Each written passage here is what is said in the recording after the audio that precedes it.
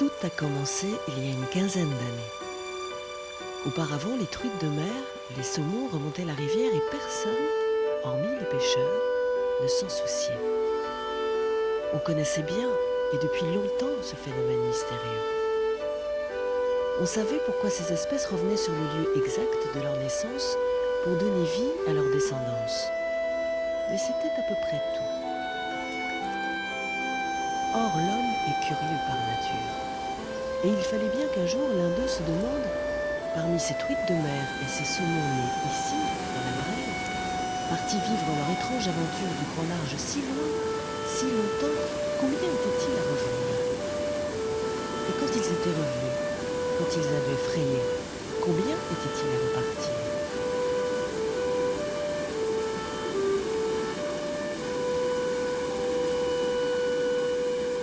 Alors, une des spécificités de la station ici, c'est qu'on compte les poissons et on les piège, ce qui nous permet d'ailleurs de valider le comptage. Le compteur à poissons nous donne les effectifs de poissons. À chaque impulsion électrique transformée en numérique, on a à la seconde près le moment où le poisson passe. Alors ici, cette grande plaque verte, c'est un seuil pour compter les poissons. Le principe, c'est un compteur à résistivité. La modification de la résistivité au niveau des 3 électrodes métalliques que l'on voit au fond permet de connaître les effectifs de poissons. Alors on ne peut pas différencier un saumon d'une truite, on ne connaît simplement que les effectifs. Mais on a mis au point cette technique-là avec la chambre de capture pour pouvoir caler le système. Et ça nous permet de mettre des compteurs de ce type dans d'autres rivières où nous ne sommes pas là. Le système fonctionne aussi bien en montant qu'en descendant. À chaque ligne correspond une impulsion électrique. Et on voit que les poissons sont montés, le premier à 8h17, 12 secondes, le deuxième à 8h33, 18, et ainsi de suite. Et le dernier est monté à 13h13, 33.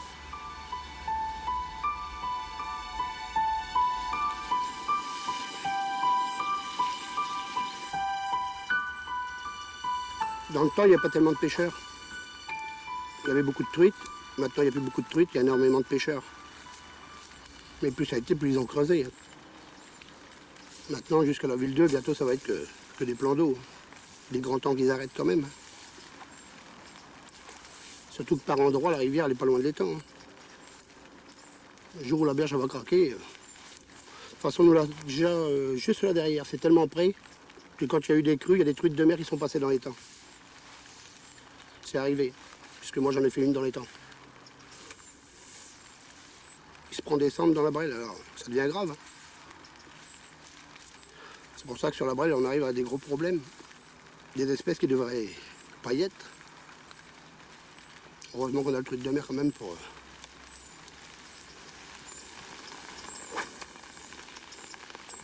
Le saumon, nous, on n'a jamais vu des masses là sur le haut, il en remonte. Hein.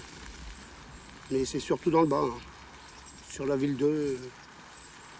La ville 2, ils en font un peu, on entend souvent parler. Tiens, il y a eu un saumon de raté, il y a eu un saumon de fée. Bon, maintenant, avec l'histoire du timbre,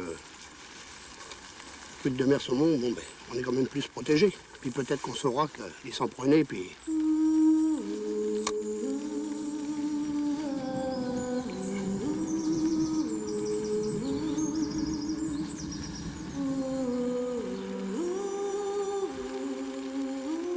Brelle signifie cassure, coupure, soit petite rivière. En fait, les deux expressions correspondent bien à la Brelle qui est une petite rivière, mais qui sépare 2 grandes régions historiques, la Picardie au nord, la Normandie au sud. C'est une région qui ouvre toujours sur la mer, et c'est une région qui s'adossait à une immense frontière au départ, qu'est la forêt 2.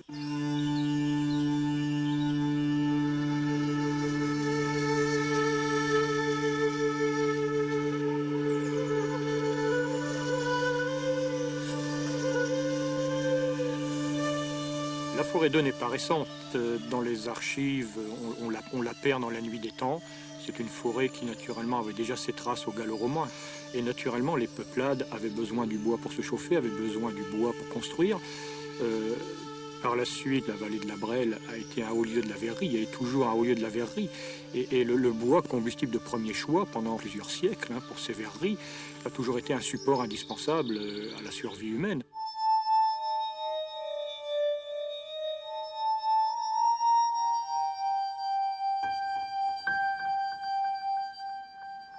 Le verre remonte en gros 4 à 5 000 ans avant notre ère. Il a été découvert du côté de l'Égypte.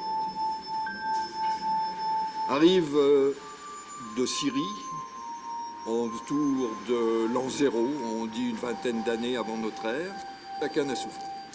Alors la canne à souffler, là, va être une révolution, car elle va faciliter beaucoup la fabrication des objets creux plus particulièrement, puisque la canne à souffler sera pratiquement le seul moyen de fabriquer le verre creux jusqu'à il y a encore une centaine d'années. Vers le Moyen-Âge, nous allons retrouver les verreries dans les forêts. Ce qui explique ici, dans la région de Heu, le grand nombre de verreries qu'on a pu identifier à une époque, puisqu'il y en a eu jusqu'à une trentaine. Pourquoi les verreries dans la forêt? Bien sûr le bois pour chauffer les fours, mais également la fougère, car la cendre de fougère donnait de la potasse, qui alliée au sable de rivière et au calcaire donnait le verre. Aujourd'hui, ces verreries fabriquent encore 80% des flacons de haute parfumerie du monde, donc c'est toujours une très grande activité. Au creux de son bassin versant, la Brelle cultive le paradoxe du pire et du meilleur. Pour le meilleur, elle est devenue aujourd'hui, aux yeux des spécialistes du monde entier, une rivière atelier. Sur la place à poissons du Tréport, le poisson a 6 mètres de chute à faire à marée basse et 80 mètres de passe à franchir. Première section à seuil, premier seuil, deuxième, troisième. Le poisson rentre dans la passe par la vanne basse, ici en rouge. Puis il rentre dans la première section en ralentisseur, 20 ralentisseurs.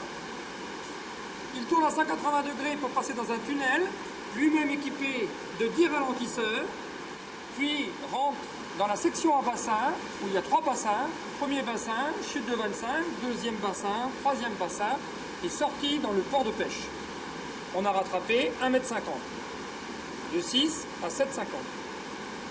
Quand c'est l'inverse, quand la mer est haute, le poisson n'a plus que 16 mètres à faire, parce que nous avons les 3 premières sections qui sont noyées. Autrement dit, le niveau monte jusqu'ici. Nous noyons cette section en ralentisseur, qui ne sert plus. Le poisson rentre directement dans la section à bassin, vous voyez le niveau de la mer, et passe par les échancrures. Et on arrive à la côte, un peu plus que 7,50 parce que le niveau est plus haut dans le port de pêche. Les chevrons créent des courants hélicoïdaux qui permettent aux poissons de nager dans le V du chevron. Un atelier qui recèle depuis plus de 15 ans un bien précieux en mémoire de la truite de mer et du saumon. Quand la mer monte, à ce moment-là, les chevrons, les ralentisseurs sont recouverts par la mer et ils ne sont plus efficaces, mais ils ne sont plus utiles puisque la mer noie la section en ralentisseur. Pour le pire, elle a été transformée en rivière chantier depuis un siècle et déformée par une surexploitation du gravier trop près de ses rives. L'apparition des carrières, ce qu'on appelle ballastières, en fait, c'est une exploitation de granulats. Un phénomène qui, au départ, était très localisé, a fait qu'au cours du siècle, on a vu la vallée complètement se transformer en une succession de plans d'eau. Les carriers ou les propriétaires du fond aménagent un ouvrage ou installent des buses pour régler le débit du plan d'eau. L'aménagement de ces plans d'eau qui se rejettent directement dans la Brelle ou dans les petits affluents de la Brelle conduisent à ce que les populations piscicoles présentes dans les plans d'eau regagnent la Brelle. La Brelle, c'est un cours d'eau truite par définition, par sa température, par ses habitats, par ses écoulements. On constate que oui, il y a de la truite, mais la biomasse dans certains secteurs est représentée par du gardon, essentiellement du gardon, des chevennes. Donc des poissons qui devraient ne pas se trouver dans ce milieu. L'exploitation de granulats a un impact fort en termes de surface. Sur la vallée de la Brelle, nous avons une surface supérieure à 400 hectares d'exploitation. C'est-à-dire que vous aviez 400 hectares de zones inondables, de zones humides, qui ont été remplacées par des plans d'eau. Et c'est pas sans poser de problème en termes de diversité biologique. Quand on crée un plan d'eau, on noie une zone humide, c'est-à-dire une zone plus ou moins gorgée d'eau, une terre plus ou moins gorgée d'eau. Et dans ces zones-là, on trouve des associations végétales et animales qu'on ne retrouve plus dans le plan d'eau. Heureusement, Tous les réaménagements ne sont pas des échecs, il y a aussi les réaménagements naturels.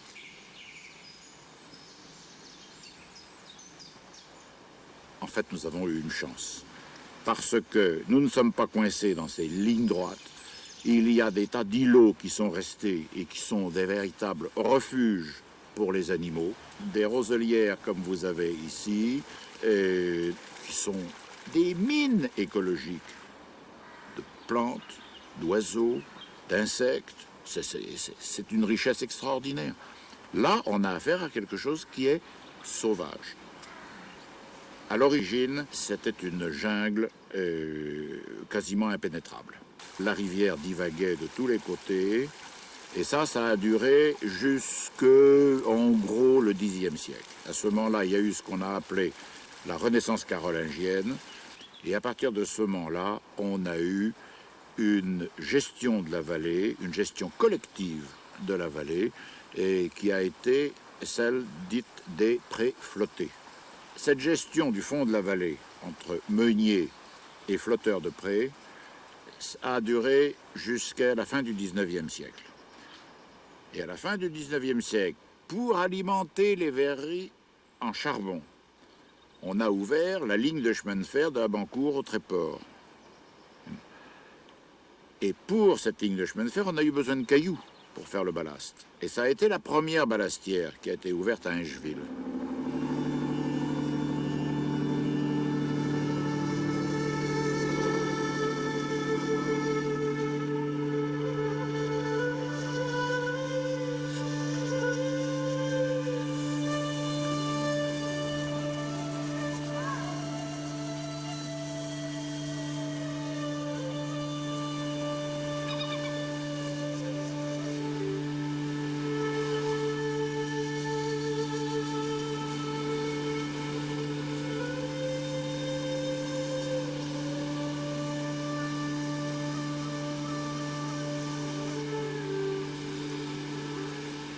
On est donc là à un carrefour de communication extrêmement intéressant, destiné à l'approvisionnement des verreries et des industries métallurgiques qui parallèlement se sont développées dans cette région. Le chemin de fer va avoir un tout autre effet spectaculaire, le développement du flux balnéaire, ces mouvements entre Paris et la côte elle-même. Et alors il y a toute une animation autour de la gare du Tréport-E et on met en place, déjà avant la guerre de 14, ce que l'on a appelé les trains de plaisir. Ces trains de plaisir qui partent le matin tôt de Paris et qui rentrent le soir. Ces années folles, elles durent jusqu'au plus 1925, c'est-à-dire que l'on approche de la grande crise économique. Et ces plages sont progressivement abandonnées par les gens fortunés. Et puis, au contraire, elles vont s'ouvrir à une population qui avait moins de ressources, mais qui va bénéficier dès 1936 des congés payés. Et là, on a une population qui est quand même fort intéressante parce que c'est une population qui n'avait jamais vu la mer et qui va découvrir la mer, qui va découvrir aussi la Basse-Brelle, ce faisant. Quand on reste sur un poste et qu'on veut le pêcher plus longtemps, pour favoriser l'immersion de la mouche, on fait des petits mendings, c'est-à-dire qu'on récupère la soie de façon à ce qu'elle ne soit pas emportée par le courant, ce qui permet à la mouche de plonger et d'être pêchante. En fait, il ne faut pas trop fouetter dans la mesure où notre mouche doit couler. Donc si on fouette trop longtemps, ça a tendance à la sécher et elle va avoir beaucoup moins tendance à s'immerger. Donc c'est pas le but recherché. Le but recherché, en fait, c'est que la mouche, elle descende environ à 20-30 cm sous la surface, parce qu'à mon avis, c'est là où les poissons viennent chercher la mouche. Plus de 90% des rives de la Brelle sont privatives. On y trouve donc surtout des pêches privées. Les poissons migrateurs, la truite de mer et le saumon, vont rencontrer au cours de leur progression vers l'amont de la rivière une multitude de barrages à franchir. Certains sont infranchissables et actuellement la limite c'est Nerpont. Il y a un moulin qui est infranchissable et donc les truites de mer et les saumons sont bloqués à ce niveau-là. Ici nous sommes à une dizaine de kilomètres de la source de la Brelle. En haut des coteaux calcaires on a les bois, avec une végétation qui a du mal à pousser parce qu'elle pousse directement sur la craie. Il y a une couche d'humus qui est très, très faible. Les versants sont assez abrupts. Et dans le fond de vallée, on retrouve donc les prés et les zones humides qu'on a fait disparaître par la création des nombreuses balastières qu'on a vues à l'aval de la rivière. On ne pourra jamais dire assez que la rivière n'est que le reflet de son bassin versant. Et la Brelle est souvent turbide. Pourquoi? Tout simplement parce qu'elle a beaucoup de mal à se débarrasser des limons et des argiles qui sont déposés en grande quantité dans son lit. Il y a très certainement des modifications dans l'habitat marin au point de vue température qui se répercutent sur la chaîne alimentaire, sur le sprat, sur la petite faune piscicole sur laquelle se nourrit le saumon. Et on a une surmortalité parce que les taux de survie en eau douce que nous calculons sont bons.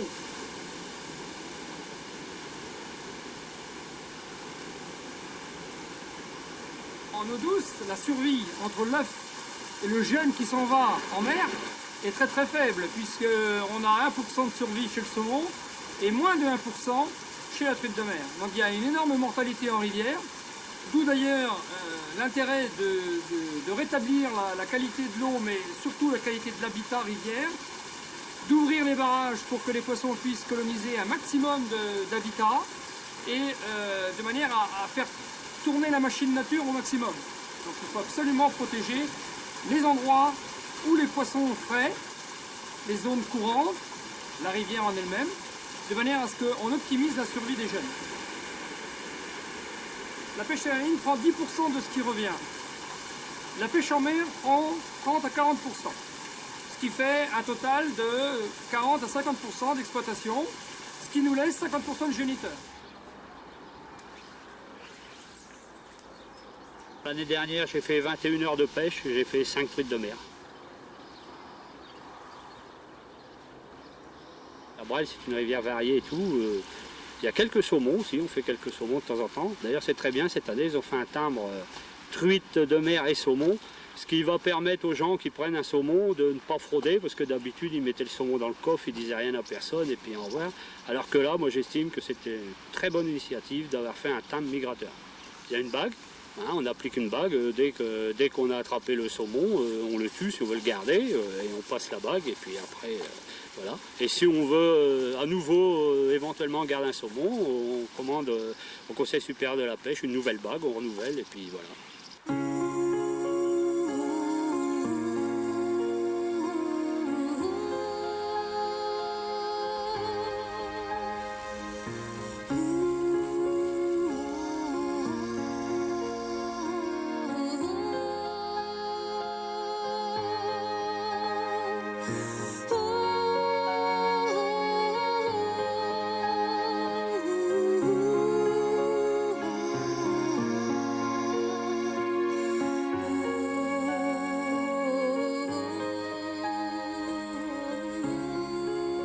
Pas la fatiguer beaucoup plus, on va l'échouer.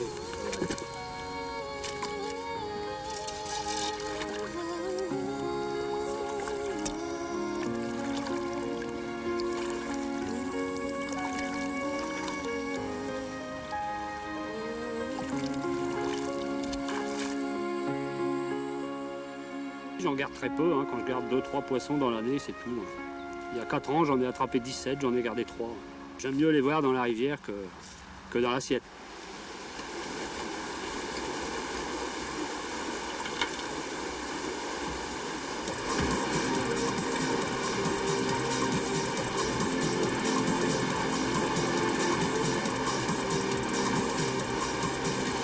Le but des anesthésiés, c'est de pouvoir les manipuler sans qu'ils bougent trop et sans qu'ils se stressent.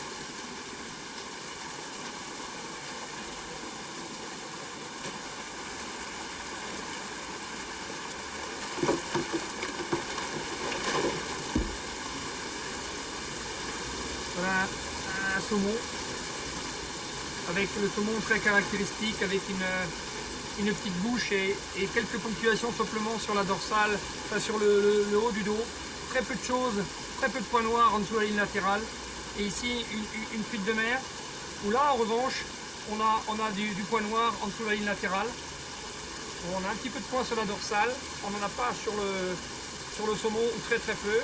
Et alors la queue très grande chez le saumon et beaucoup moins grande chez la truite de mer. Presque, elle est échancrée chez le saumon, très peu chez la truite de mer. et la queue ici. On arrive à tenir un saumon. Ici, c'est plus difficile. Le poisson a été mangé, entre guillemets, par les poux, qui sont des parasites qui vivent en mer. C'est un signe que le poisson vient de pénétrer en rivière, il vient de la mer. C'est souvent sur la ligne, sur la crête entre la dorsale et la nageoire adipeuse que les poux se mettent.